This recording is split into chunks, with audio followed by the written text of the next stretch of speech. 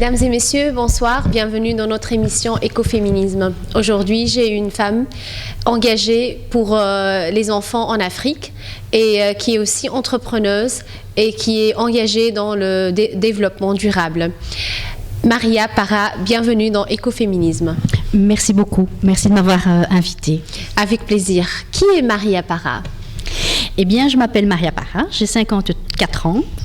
J'ai travaillé auparavant en restauration pendant 35 ans et la vie a fait que j'ai dû arrêter donc cette histoire et puis quelqu'un m'a parlé d'une opportunité et puis je me suis rendu compte que la société avec le partenaire avec qui je travaille à l'heure actuelle aujourd'hui, eh bien il correspond à mes valeurs, ils ont une éthique extraordinaire et puis c'est surtout le côté comment dirais-je caricative, oui, voilà, comme ça, pour la malnutrition des enfants.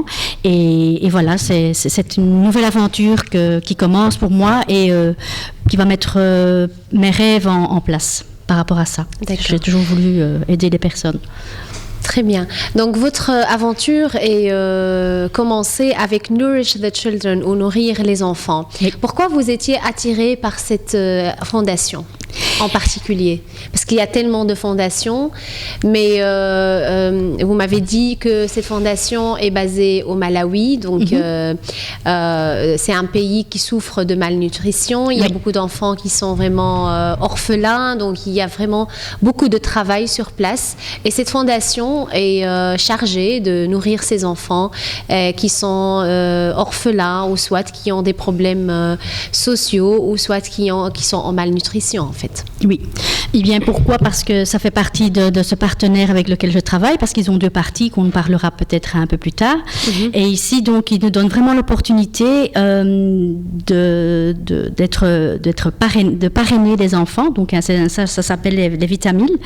Et ça nourrit donc pendant 30 jours un enfant.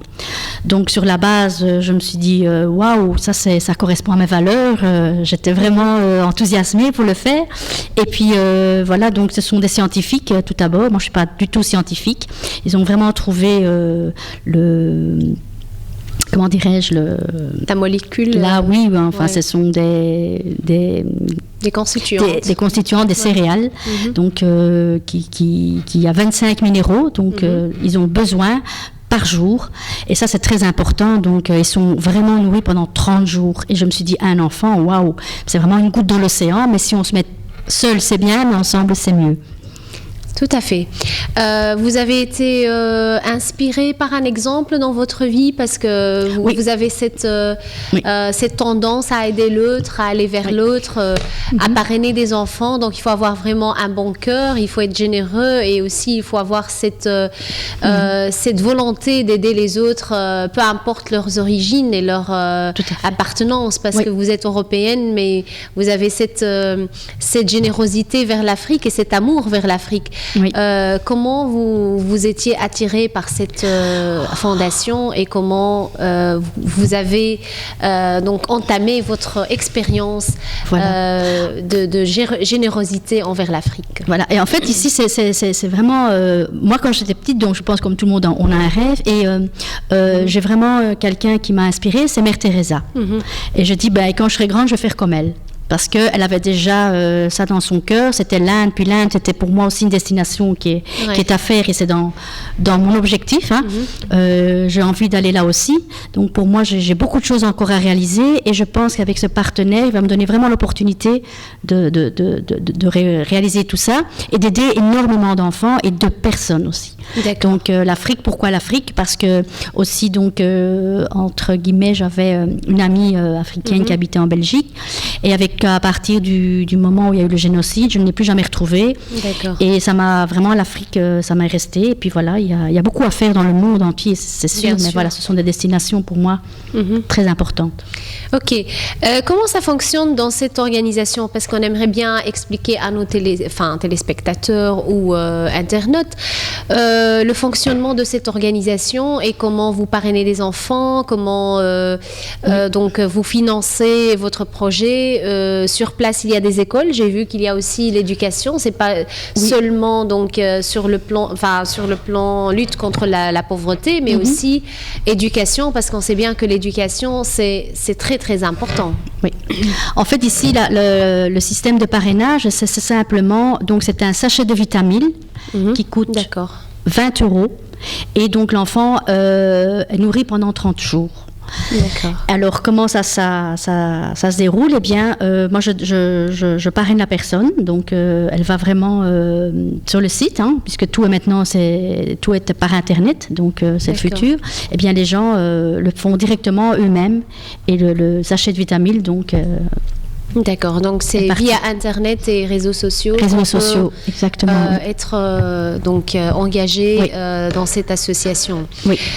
Vous pouvez peut-être nous donner quelques chiffres importants par rapport à l'association, parce que vous m'avez dit que il y a vraiment beaucoup d'enfants qui souffrent de malnutrition au Malawi, et cette association a vraiment fait beaucoup de progrès par rapport à la lutte contre la pauvreté dans l'Afrique en particulier, enfin en général, et au Malawi en particulier. Oui, donc ce sont des chiffres vraiment ce qui est au cœur de l'Afrique. Donc il y a 13 900 000 habitants au Malawi. Il y a plus de 2 millions d'orphelins, et voilà le souci. Et alors il y a 30% d'enfants qui meurent avant l'âge de 5 ans. C'est quand même assez terrible. Et l'espérance de vie qui s'arrête à 44 ans. Donc, voilà, ça c'est vraiment très très... Il y a vraiment tout à faire. Et voilà, les jours qui passent comptent pour moi. Et alors les causes, évidemment, les principales causes de ce, comment dirais-je, des orphelins, des maladies et tout ça, c'est le sida, malheureusement aussi, et la malnutrition. Ce sont vraiment les deux gros problèmes. Fléaux. Voilà, qui nous incubent. Et est-ce qu'il y a aussi une aide de lutte contre le sida et les maladies sexuellement transmissibles? Non, ce côté-là, non, nous ne prenons pas. C'est vraiment les enfants. C'est ça l'objectif, donc là. Et alors les aider aussi à être indépendants eux-mêmes. Donc ils vont cultiver, ils vont à l'école. On va leur donner l'opportunité d'avoir plus de liberté aussi. Donc d'autonomie surtout. On les apprend à être autonomes. D'accord.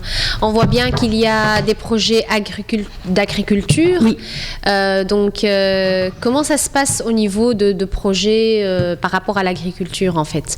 Parce que ça, c'est parmi, comme vous venez de dire, contributing to self-sufficiency. Donc, c'est avoir une indépendance donc, au niveau financier et au niveau lutte contre la pauvreté, et aussi au niveau de l'éducation.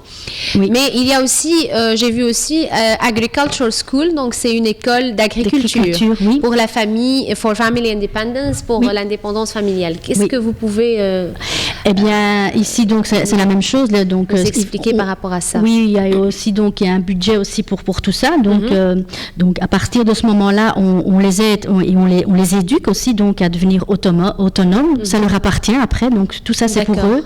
Donc, il n'y a aucune reprise. Et donc, ils apprennent à cultiver, comme je disais, aller à l'école et avoir une qualité de vie moindre, encore meilleure que ce qu'on peut leur donner. Et au niveau école, parce qu'il y a le Vitamil, comme vous venez d'expliquer, des donations, donc ils sont distribués au niveau de l'école. Donc il y a le côté donc distribution au niveau de l'école et le côté distribution au niveau des familles. Donc il y a les deux. Oui, il y a les deux. Comment ça se passe en fait? Est-ce qu'il y a des parrains, des marraines qui se déplacent dans les écoles? Mais là, ils se sont à titre donc il y a des professeurs qui sont sur place, donc on les éduque. Et c'est eux-mêmes qui donnent cours, donc c'est dans le village en fait que tout se passe. Et ils sont tous des bénévoles ou ils sont des partenaires avec Nourish the Children?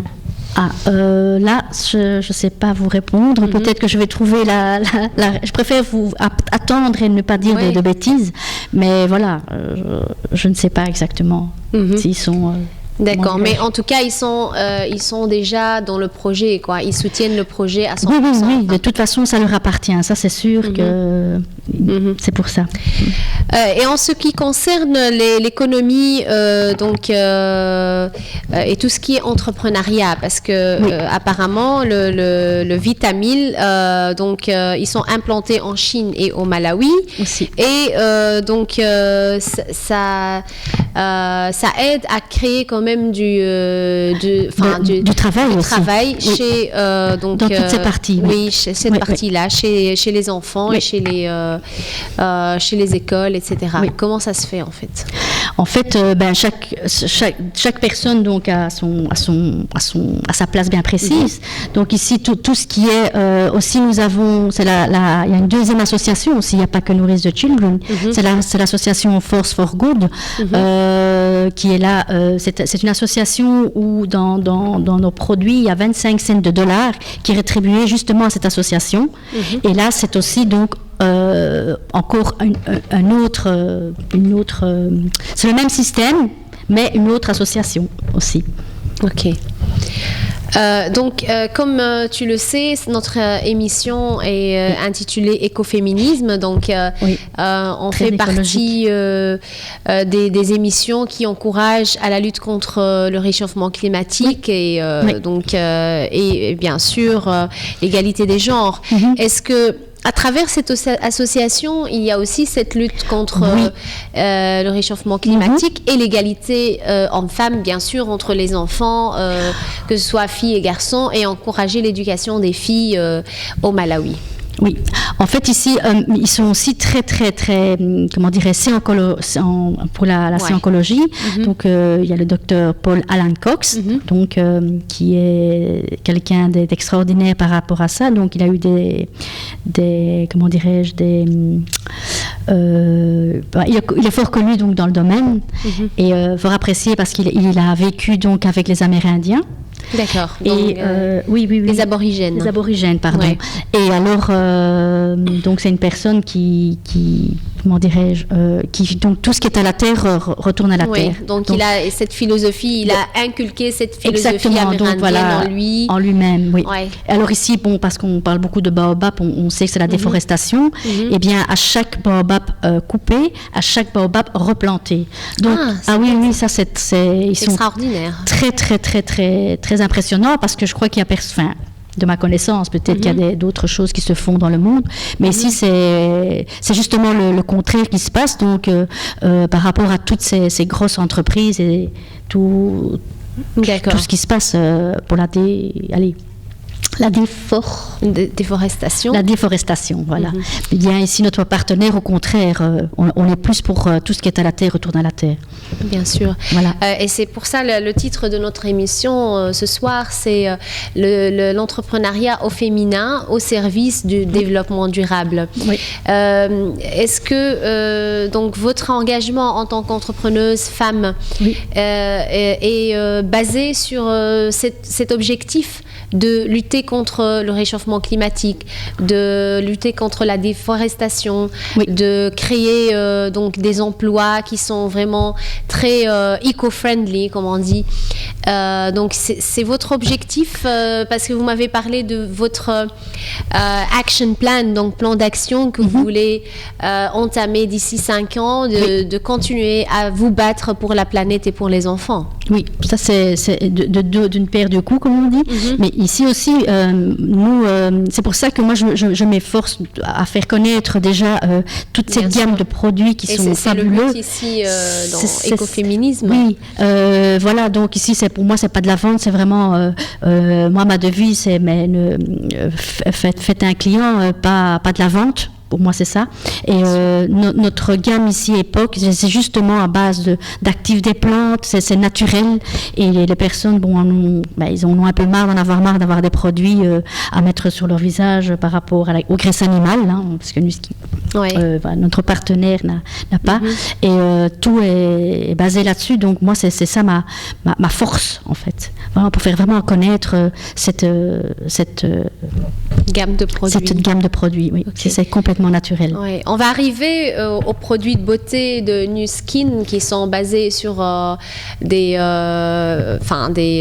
produits très très naturels et bio. Oui. Est-ce que vous pouvez nous expliquer cette gamme de produits qui fait partie aussi du projet de Nourish the Children et qui est partenaire pour lutter contre la pauvreté et pour lutter contre le réchauffement climatique et aussi lutter contre la déforestation et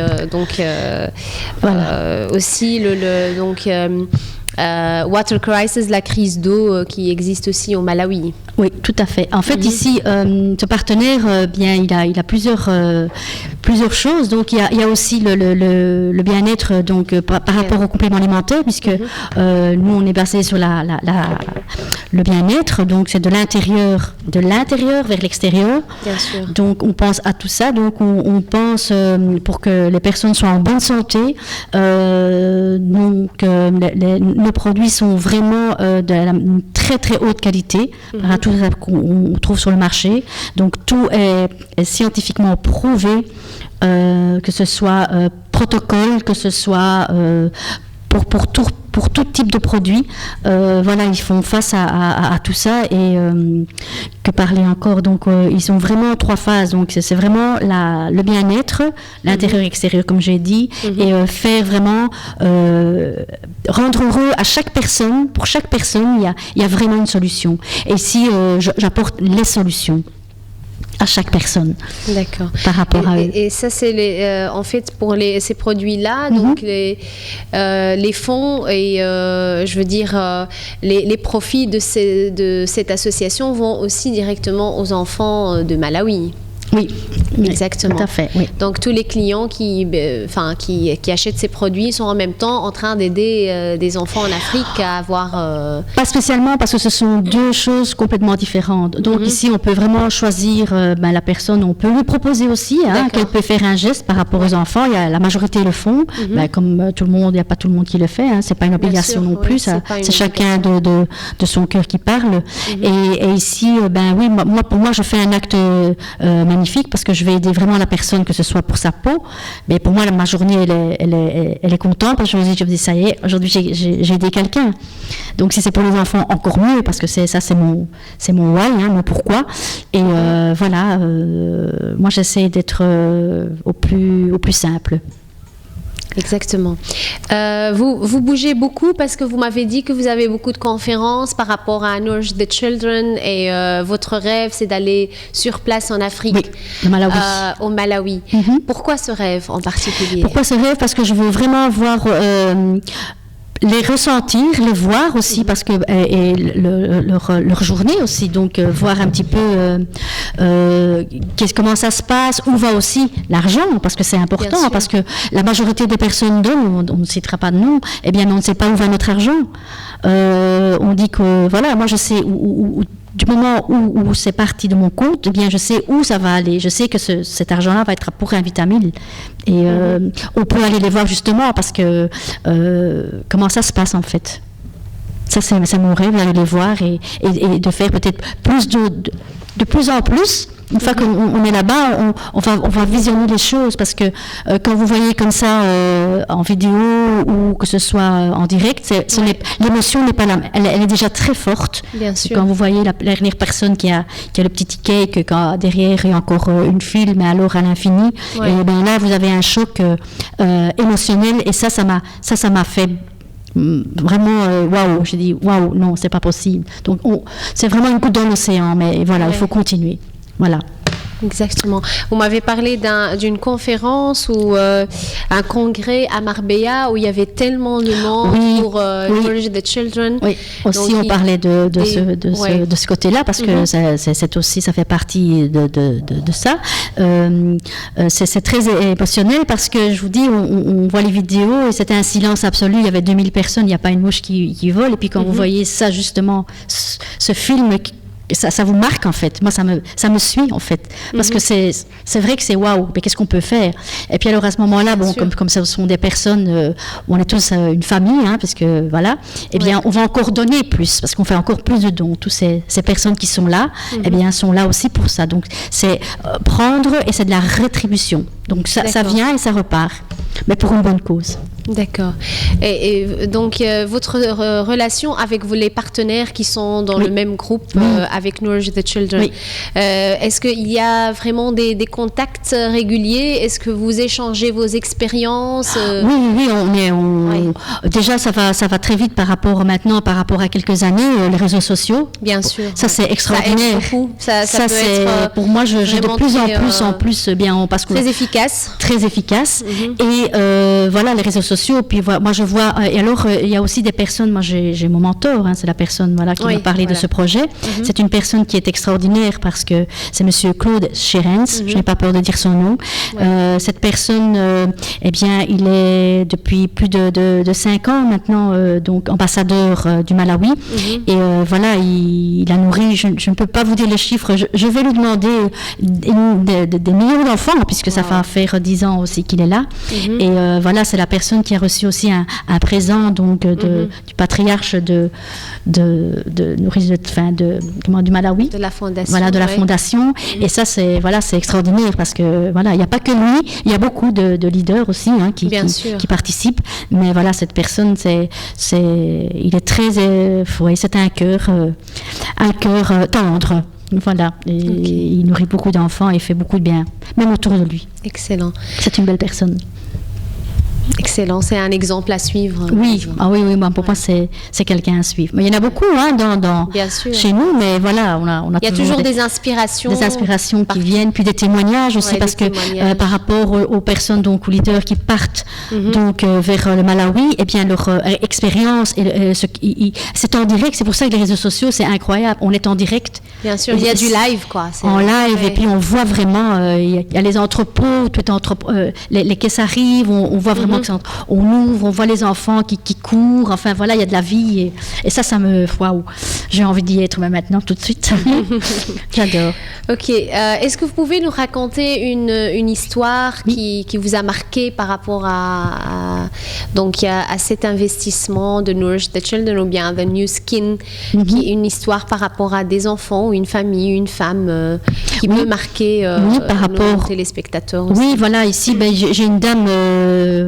c'est une personne qui avait fait donc tout ce qui était déjà par rapport à son corps, elle-même et ses enfants, parce qu'ils souffraient de, comment dirais, ils avaient ça s'appelle c'est une maladie de peau. Ils avaient la peau très sèche. Maladie rare. Vraiment, elle avait tout essayé. Elle était vraiment dans. Et puis je suis arrivée, je lui ai parlé franchement. Elle a essayé. Et puis moi, ce qui me fait toujours plaisir, c'est quand ils appellent en disant voilà, vous m'avez sauvé. Déjà moi-même déjà. Avec ma propre famille, j'ai vu les résultats d'ailleurs de ma fille, parce qu'elle avait une peau atopique, et que ce soit les produits, que ce soit les dermatos, on ne trouvait pas ici. Et bien voilà, il faut savoir aussi que c'est à base de scientifiques. Oui, vous avez parlé de chercheurs. Il y a 150 scientifiques et chercheurs et 75 qui sont investis dans le projet. Exactement. Et puis alors on est dans les meilleures universités au monde, donc dans les 25 universités. Donc ils travaillent en collaboration avec des dermatos, des oncologues, notamment ici le professeur Chang qui lui est oncologue. Donc voilà, il s'est dit moi je vais me dédier à la recherche. Et alors il y a 75 dans le comité consultatif. Donc c'est pas rien, ce sont des chercheurs, ils cherchent. Puis on est basé sur les groupes de gènes de jeunesse, donc sur la mitochondrie. Donc tout ça c'est très important, le vieillissement en fait. On peut recolmater contre le vieillissement. Voilà, le vieillissement, et on peut recolmater donc les gènes. Donc l'ADN restera, c'est sûr, mais on recolmate, on peut rendre quelqu'un de plus en plus jeune. On va vieillir, il n'y a pas de miracle. Mais il y a moyen de retarder aussi. On peut vieillir très bien et lentement, vraiment, dans la meilleure condition de la santé. D'accord. Par rapport à la solution du développement durable, qui est une des solutions proposées par Nourish the Children, comment ces chercheurs-là travaillent pour le développement durable? Eh bien, ils sont toujours à la recherche du meilleur, hein, bien entendu. Hein. Donc ici, voilà, ils sont basés sur, comme je disais, sur la mortalité infantile par rapport aux nutriments. Donc, donc, ils rajoutent les 25 minéraux que l'enfant a besoin tous les jours. Et puis, il y a une autre version. Et ils sont toujours à la recherche du mieux, en fait. D'accord. Pour développer. Ok. Est-ce que vous pouvez nous parler de l'engagement d'une femme dans tout ce qui est humanitaire? Comment une femme est capable de s'engager dans l'humanitaire, dans la lutte contre la pauvreté, dans la lutte contre le réchauffement climatique? Pourquoi une femme, elle est beaucoup plus sensible, surtout quand elle est donc une maman comme vous? Voilà, je pense déjà déjà c'est simple, c'est parce qu'on est déjà une femme et puis on a plus de sensibilité aussi. Ça ne veut pas dire que les hommes n'ont pas de sensibilité. Non, pas du tout. Ils en ont aussi. Oui, non, là je vais avoir, je crois, je vais pas me faire des amis ce soir. Ça, mais je veux dire, voilà, une femme a peut-être plus. Préciser les choses. Oui, je précise. Oui, les hommes aussi, hein, c'est pas ça. Mais je veux dire une maman, voilà. En tant que maman, on sait ce qu'il y a de mieux pour nos enfants. D'accord. Ça c'est, on recherche toujours le mieux et le top, même que c'est toujours inaccessible. On va toujours faire tout ce qu'il faut, en fait, tout ce qui doit être fait. D'accord. Et là, on va se battre bien pour donner le meilleur à un enfant aussi. Moi, quand je vois, même en Afrique, quand je vois une maman qui est avec son bébé derrière, qui fait parfois 50 km ou 100 km pour aller chercher de l'eau, waouh! Ça, c'est déjà, c'est fort. Donc, la maman va elle-même se mettre en danger. Oui. Voilà, c'est incroyable ce qu'on peut faire quand même. Et vous êtes aussi une marraine d'un enfant Oui, une, on va dire, voilà, c'est voilà, une personne, bon voilà, parce que là, voilà les moyens, si tout le monde fait un enfant, bien voilà, il sera au moins nourri 30 jours, on est sûr de ça c'est sûr, lui est approuvé, écrit, et ça c'est leur visage, et puis voilà, on peut faire quelque chose, c'est une goutte dans l'océan, je le dis tout le temps, donc pour moi j'ai fait ma BA, mais c'est pas une BA encore, non, c'est naturel. Et je ferai de plus en plus de 1, je vais passer, je vais faire le top du top, ça c'est sûr et certain. Ce sera pas 1, ce sera, voilà, on doit éradiquer ça. Et si seul, c'est, voilà. Pour vous, c'est possible d'éradiquer la pauvreté? Oui. C'est possible. Oui. Parce que quand on regarde les discours aux Nations Unies, on a toujours des action plans. Oui, mais... Et on a 2020, 2030, 2050, on va finir la pauvreté, on va faire la gender equality. Oui.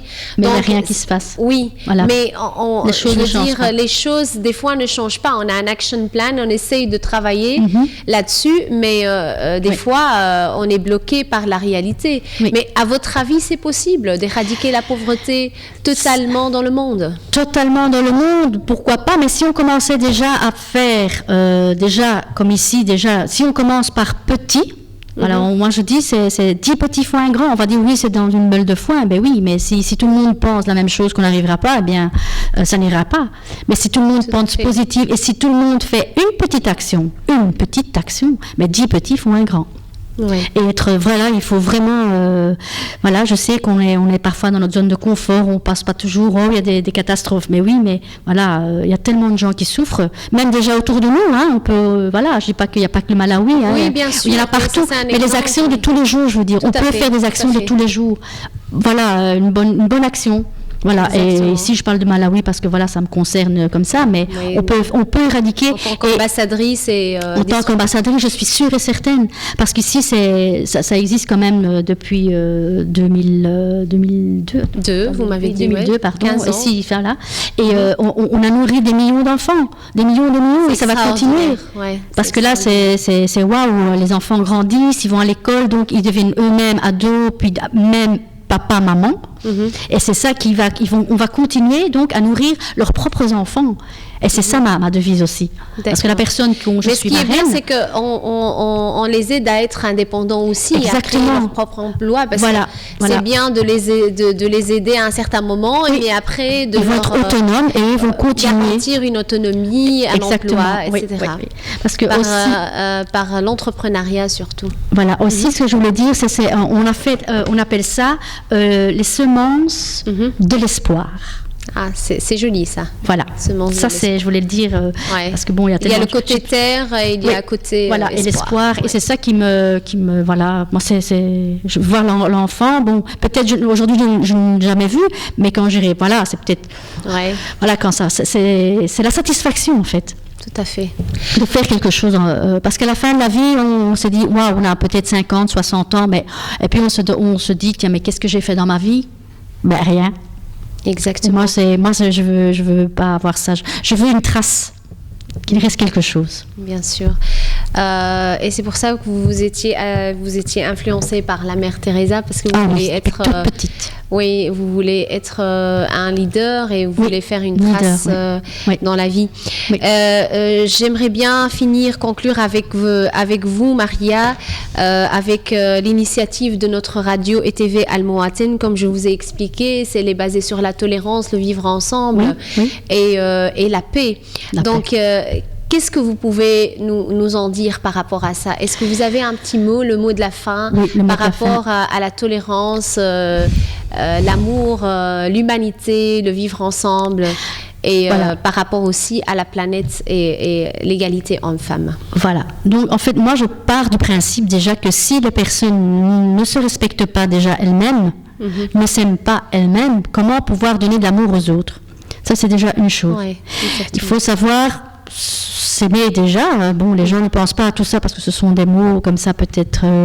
pour moi, c'est important. Mais si une personne n'a pas reçu d'amour de ses parents quand il est petit ou par rapport à l'éducation, il ne sait pas donner de l'amour à ses propres enfants. Donc déjà, il ne sait pas s'aimer.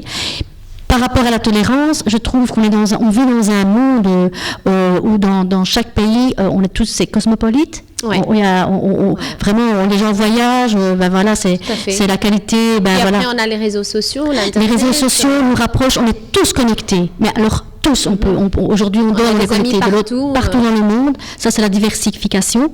Ça, c'est très important. Et je crois que la tolérance est très importante parce qu'il y a des bonnes personnes dans le monde entier. Dans toute gamme, je veux dire, dans toute nation. Et on ne peut pas mettre tout le monde dans le même sac. Ça, c'est ma devise. Et moi, je trouve qu'il faut parfois écouter l'autre. Les gens ne s'écoutent pas. On parle et à eux, donc c'est moi, et puis les autres.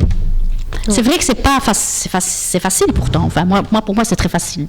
Maintenant, il y a des personnes qui, voilà, et on ne peut pas juger, on ne peut pas mettre tout le monde dans le même sac. Les cataloguer déjà, oui, parce que ou que ce soit espagnol ou italien, enfin voilà, tout le monde. Moi, je crois qu'il faut être tolérant. Maria Parra, merci beaucoup pour votre intervention. Avec grand plaisir. C'était un plaisir de vous avoir. Merci pour le mot de la fin qui était le dialogue et pas de jugement, pas de préjugés envers l'autre, aller vers l'autre et dialoguer et avoir une vraie conversation avec l'autre. Mesdames et messieurs, on arrive à la fin de notre émission. On vous remercie. On vous donnera rendez-vous la semaine prochaine avec un autre invité. Merci et à bientôt. Au revoir.